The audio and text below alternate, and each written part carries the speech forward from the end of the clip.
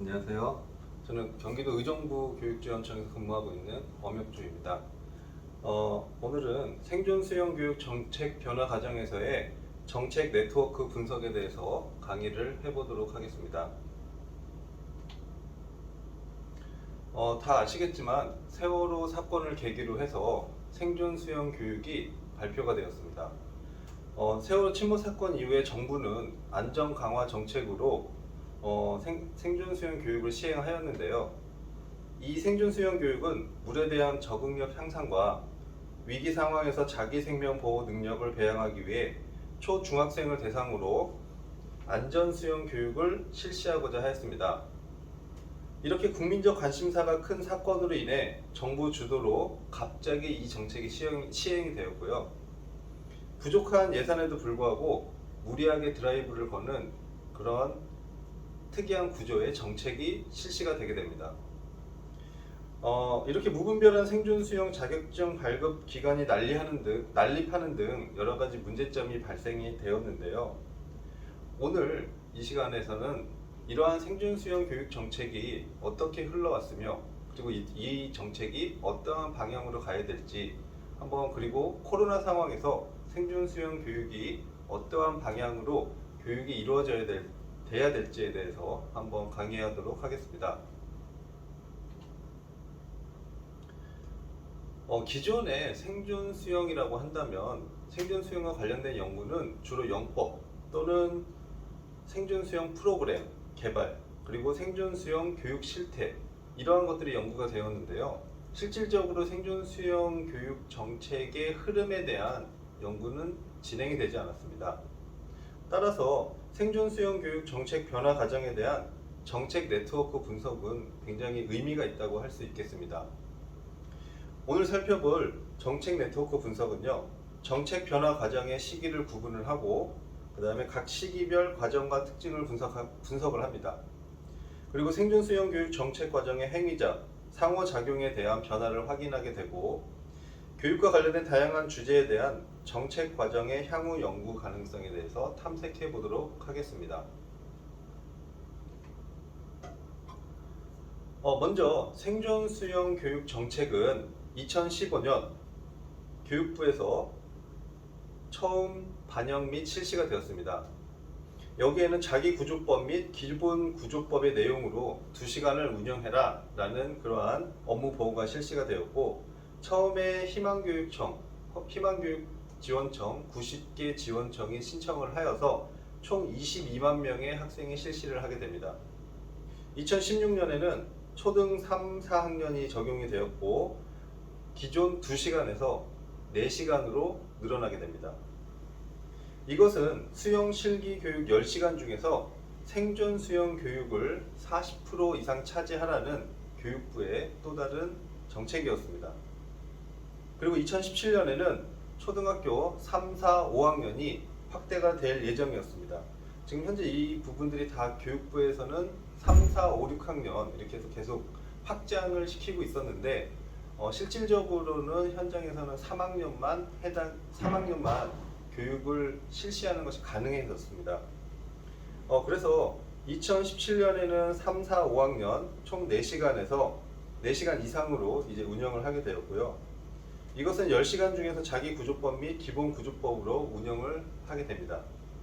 마찬가지로 2018년에는 3, 4, 5, 6학년을 적용을 목표로 하였으며, 초등학교 6학년은 학교와 교육지원청의 여건에 따라서 탄력적으로 운영을 하고 생존 수영 교육 시간을 4시간 이상 확보할 것을 강조하였습니다.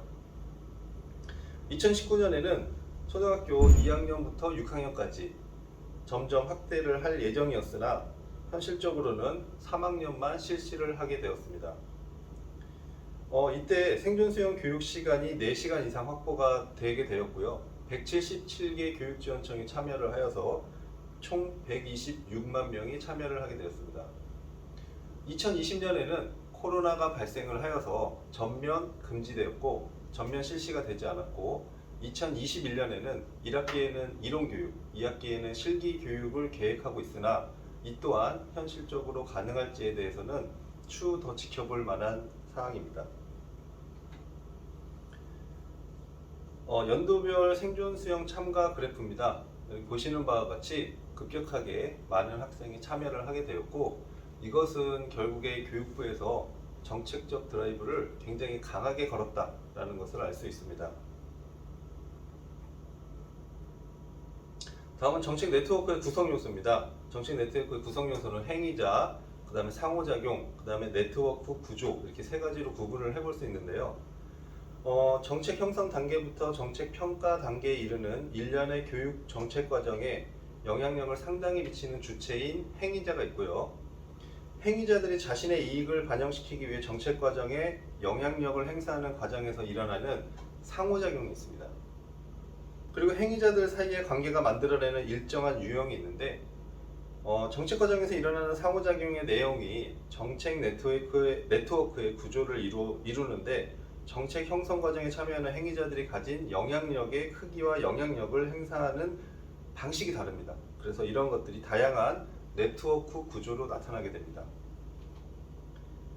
이렇게 표로 보시면은 더 이해가 쉬우신데요. 네트워크 요소가 이 세 가지 행위자, 상호작용, 구조가 있듯이 분석의 내용을 보시면은 행위자는 정부, 정당, 민간, 상호작용은 상호협력, 상호갈등, 네트워크 구조는 집중형이냐 분산형이냐, 개방형이냐 폐쇄형이냐로 구분해 볼 수 있습니다.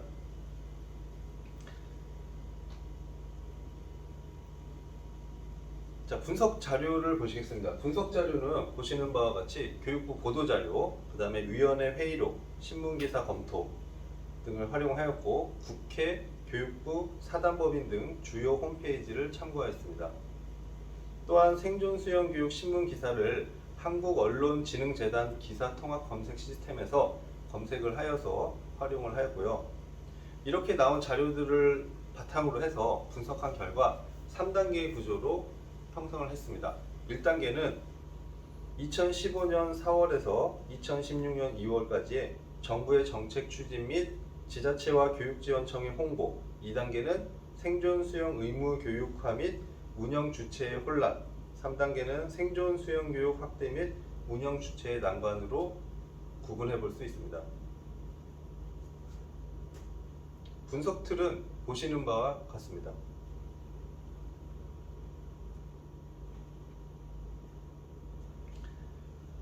이렇게 간단히 표로 살펴보면 이해가 쉬우실 텐데요. 정책 네트워크라는 것이 결국 행위자, 그 다음에 상호작용, 네트워크 구조를 통해서 이렇게 시기별 정책 네트워크가 형성이 되는데 1단계, 2단계, 3단계로 구분이 되었다는 것입니다. 그럼 1단계, 2단계, 3단계를 좀 더 이제 구체적으로 살펴볼 텐데요. 1단계는 생존 수영 교육의 태동기로서 15년 4월에서 16년 2월까지를 분석을 하였고, 이 분석 결과 세월호 참사를 계기로 안전의 중요성 인식과 교육과정 편성이 시작되게 됩니다. 그리고 초등 1, 2학년 안전교과가 신설이 되고, 초등 교과의 여가 영역이 안전 영역으로 대체가 되게 됩니다.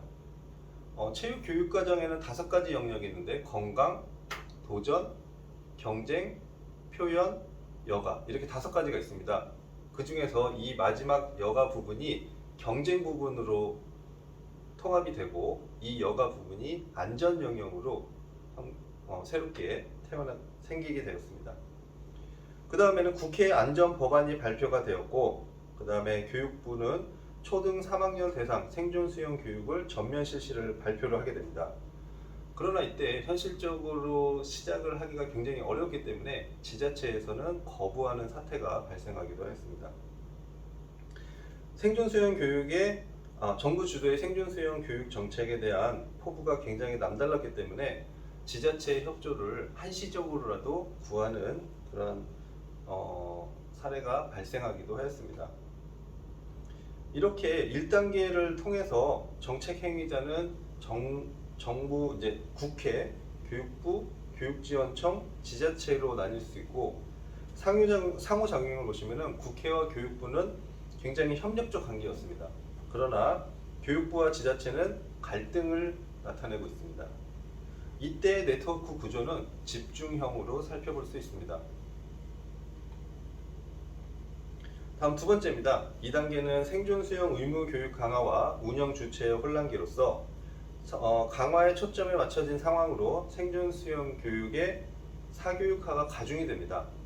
그리고 생존 수영 정책의 대응 사업으로서 예산을 교육청과 지자체가 5대5 똑같이 반씩 투자를 하는 그런 대응 투자 방식으로 진행이 되게 됩니다. 다음은 이론 수업 대체입니다. 취약계층인 초등 3, 4학년 대상으로 하여서 이론 수업으로 대체되기도 하였습니다. 근데 이때 발생한 문제가 바로 이제 수영장 부족이 굉장히 심각하게 나타나게 됩니다.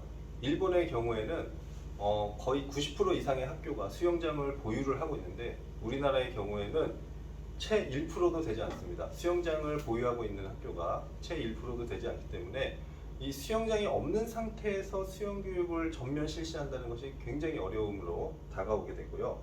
그러다 보니까 수영장도 부족하고 강사 섭외도 어렵고 교통수단 동원 등에 대한 여러 가지 문제점들이 도출이 되게 됩니다. 다음으로 수영 강사에 의한 생존 수영 교육이 주로 영법, 그러니까 강사들이 기존에 하던 영법 수영 위주의 강의를 계속했던 거죠.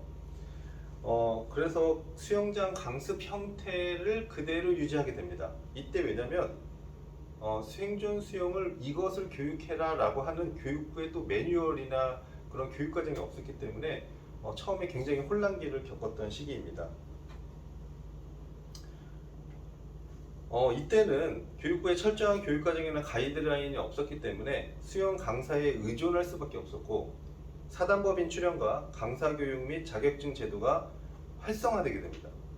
그래서 이때 사교육 기관이 굉장히 늘어나게 되죠. 그래서 이때의 정책 행위자로는 교육부, 교육지원청, 지자체, 민간 사단법인 등이 되고 교육부와 지자체는 이때 갈등을 유지하고 교육부와 사단법인은 오히려 협력적 관계를 유지하게 됩니다. 다음은 네트워크 구조입니다. 네트워크 구조는 이때 집중형과 개방형으로 살펴볼 수 있습니다. 다음은 이제 마지막 3단계입니다. 3단계는 정책 지속 및 확장의 난제에 봉착하게 되는데 생존 수영 사교육이 굉장히 급격하게 증가함으로 인해서 다양한 협회 및 강사 자격증이 난립하게 되고요. 학부모들에게 생존 수영 필수 교육을 강조하는 사교육화가 조장되게 됩니다. 이때 마찬가지로 사단법인에 의해서 교육청의 생존 수영 교육이 시행되기도 했고요. 생존 수영 교육을 강조한 사교육 기관의 생존 수영반 시장이 급격하게 늘어나게 됩니다. 그래서 이때 생존 수영 교육 정책은 실제 교육이 사교육 기관에 의존하는 이상 구조를 가지게 됩니다. 이때 정책 행위자는 교육부와 사단법인이 되고요. 상호작용은 서로 협력적 관계가 더욱더 심화되는 단계가 됩니다. 네트워크 구조는 분산형과 개방형으로 나뉠 수 있습니다. 자, 1단계, 2단계, 3단계를 보시는 것처럼 하나의 표로 이해하기 쉽게 보실 수 있습니다.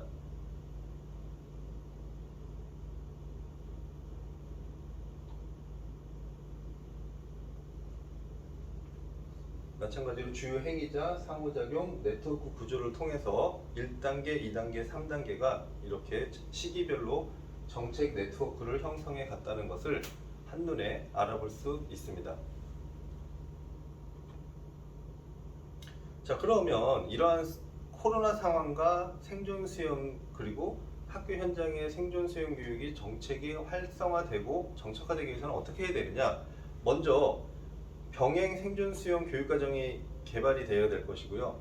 수영장 사용이 불가능할지라도 지상 교육과 수상 교육을 병행할 수 있는 그런 수업이 필요하고요. 그래서 의정부 교육지원청에서는 생존 수영 실내 교육 과정을 개발했습니다. 그래서 이론을 그야말로 그냥 이론만 하는 것이 아니라 실제 수영장 가서 할 수 있는 실기 부분을 지상에서 교육할 수 있는, 예를 들어 진보를 통해서 밸런스를 잡고 뜨기를 연습하는 그러한 활동들을 하고 놀이를 통해서 학생들이 좀 더 익힐 수 있는 방법들을 이제 구현을 했습니다. 두 번째는 수영장 확보입니다. 이 수영장 확보는 굉장히 오래전부터 초창기 시기부터 2015년부터 나왔던 얘기지만 앞으로 시설적인 문제이기 때문에 꾸준히 계속 개발을 시켜 나가야 될 부분이라고 생각을 합니다. 마지막으로 생존 수영 인증제입니다. 학교에서 이게 책임을 져야 된다고 하지만 학교에서 현재적으로 수영장이나 여러 가지 여건이 안 된다고 한다면 학생들이 실제 1년의 과정, 1년의 기간을 통해서 자신이 원하는 시간에 가서 교육을 받고 인증을 하는 그런 인증 제도로 가는 것이 오히려 효과적이지 않을까 그렇게 생각이 됩니다. 네, 이상으로써 생존수영 교육 정책의 흐름에 따라서 네트워크 변화 과정에 대해서 알아봤는데요. 좀 더 자세한 내용이나 궁금한 점은 제 메일로 보내주시면 성심성의껏 답변해 드리도록 하겠습니다. 네, 이상으로 마치도록 하겠습니다. 감사합니다.